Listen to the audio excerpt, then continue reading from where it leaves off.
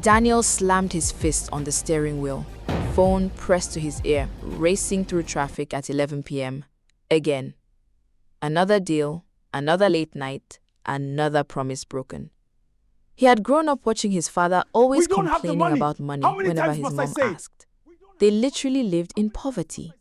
He remembered the kids at school laughing at his shoes. He remembered swearing to himself with a 10-year-old's fury, with small fists clenched, that he would never live like that. Not ever. And he kept that promise. By 34, Daniel was everything he had dreamed of becoming. His own company, a house in the right neighborhood, a car that turned heads. But somewhere between the ambition and the achievement, he had stopped noticing the people sitting at his dinner table. He met Sarah in his 20s, when he had nothing but energy and dreams. She had believed in him before he believed in himself. On their third date, he had laughed and said, "One day I'll give you the best life."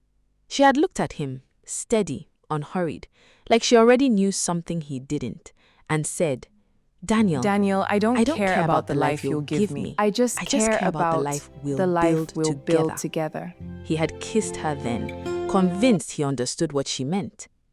He didn't. When the business started taking off, the changes were small enough to ignore. A missed dinner here, a cancelled anniversary there. He told himself it was temporary. He told himself he was doing it for them. Everything I'm building is for this family, he would say. And he meant it. And that was the tragedy. He truly meant it. His son Samuel was 8 when he first asked, Dad, why do you work so much? Daniel ruffled his hair and smiled the way fathers do when they think love is something you can store up and deliver later. So you can have everything, son.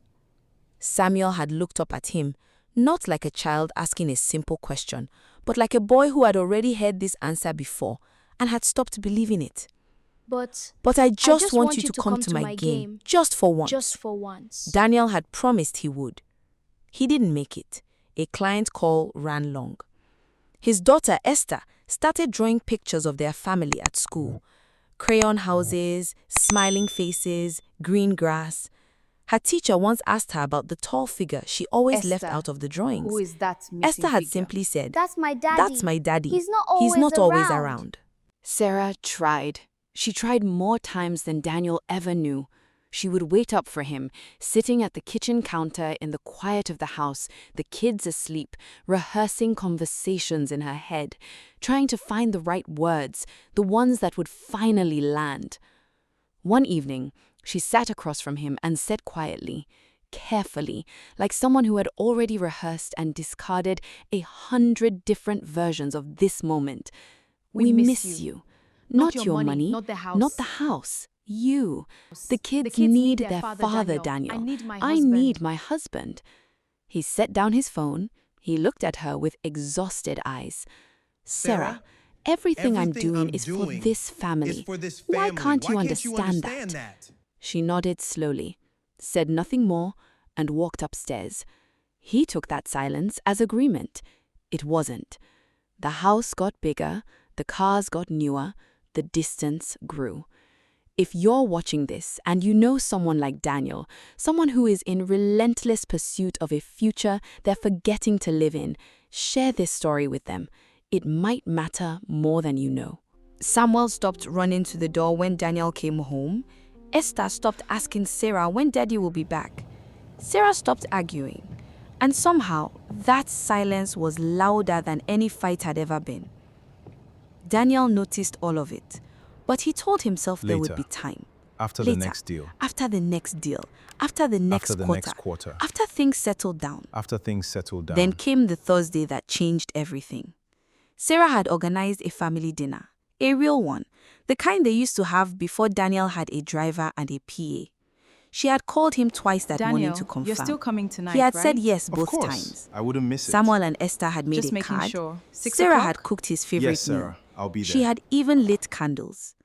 At 6:15 p.m., just as they were sitting down, just as the smell of that meal filled the kitchen, Daniel's phone buzzed. His largest client, a problem that needed solving tonight. He looked at the screen. then toward the direction of his waiting family, and made the choice he had been making for years, without ever truly realizing what it cost. Running late. He typed, Eat without running me. late. I'll Eat explain without later. me. I'll explain later. At the table, Sarah read the message aloud. No outbursts, no tears, just a breath. Esther reached over and quietly blew out the candle nearest to her. Samuel said nothing. They ate in silence. At 8:47 p.m., Daniel was in a glass-walled conference room laughing at something a client said when his phone started vibrating. He silenced it. It vibrated again. He flipped it face down, a third time. He felt a cold, stinging sensation at the back of his neck, that particular kind of cold that has nothing to do with temperature. He finally turned the phone over. 6 missed calls. Sarah's Gentlemen, number, please, you his have mother, to excuse me. I an have to unknown attend to number. some calls. He picked up. I'll be right back. A woman's voice, steady, professional, careful in the way that people are careful when they are about to rearrange someone's world. Mr. Daniel Stevens, this is County who is General this? Hospital.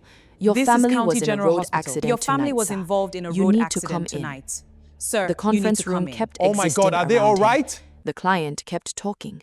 A glass of water sat in front of him, catching the light, and Daniel sat completely still, feeling the floor of his carefully constructed world drop away beneath him. Samuel had a broken arm and a deep cut above his eye. Esther was unconscious, stable but unresponsive.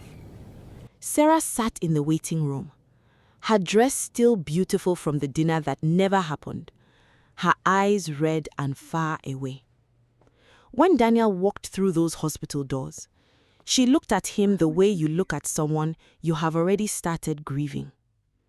The doctor pulled him aside and said, in the tired, gentle way that doctors say impossible things, They're going to be okay. they're going to be okay. A pause.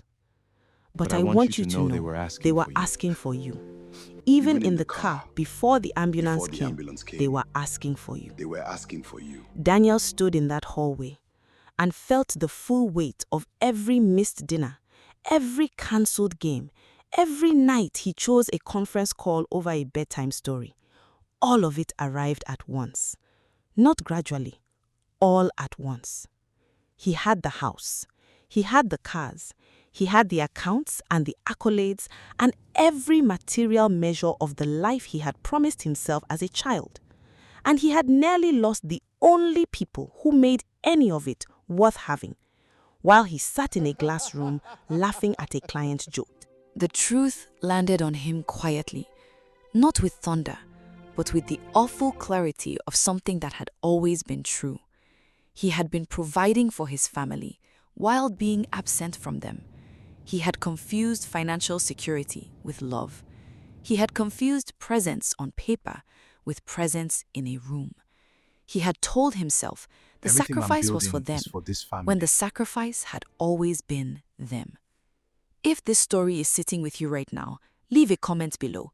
Even just the word present. It might be the most important thing you type today. The road back was not fast and it was not easy.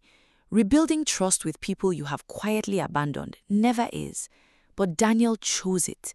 He chose it the way he should have been choosing it all along. Not with money, not with grand gestures, but with the ordinary, irreplaceable gift of showing up. He showed up to Samuel's next game. He sat front row at Esther's school play. He came home for dinner. Not some nights, most nights. And slowly, reluctantly, then all at once, his family let him back in. He never forgot what the doctor said in that hallway. He wrote it on a card and put it where he would see it every morning. They were asking for you. Not for the house, not for the car, not for the account balance, for him. He had spent thank years God for chasing the everything, wrong and I thing, pray my and forgive he had me for my nearly run out mistakes. of time before he understood what he was actually chasing. Don't wait for a hospital hallway to tell you what matters. Like this video if it hits something real in you. Subscribe to Storycraft TV for more stories that cut through the noise. And if there's someone you've been too busy for lately, reach out today, not tomorrow, today. Because the people waiting for your time and attention won't always keep waiting. They were asking for you. Go be Stories that stay with you. Storycraft TV. Stories that stay with you. Thank you for watching and being part of the beginning of this journey. At Storycraft TV, you'll find powerful stories that inspire, challenge, and stay with you long after they end. If you enjoyed this story, subscribe and join our growing community. More unforgettable stories are on the way. Peace.